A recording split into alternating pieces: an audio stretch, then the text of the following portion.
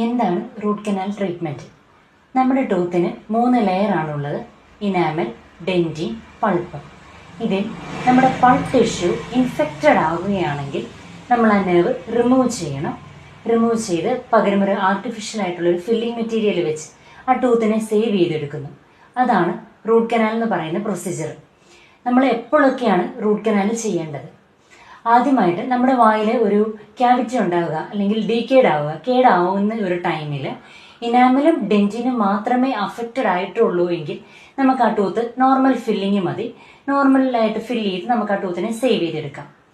പക്ഷേ വൺസ് ആ ഒരു കേട് പൾപ്പ് ടിഷ്യൂ വരെ റീച്ച് ചെയ്യുകയാണ്, അല്ലെങ്കിൽ നമ്മുടെ പൾപ്പ് ടിഷ്യൂ ഇൻഫെക്റ്റഡ് ആയി, ആ ഒരു ടൈമിൽ നമുക്ക് സിവിയർ പെയിൻ അനുഭവപ്പെടും.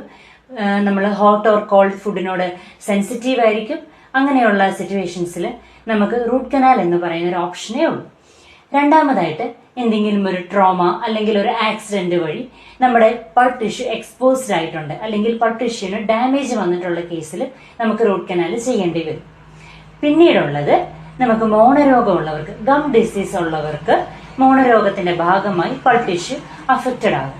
അങ്ങനെയുള്ള കേസുകളിൽ നമ്മൾ റൂട്ട് കനാൽ ചെയ്താണ് ടൂത്ത് സേവ് ചെയ്തെടുക്കുന്നത്.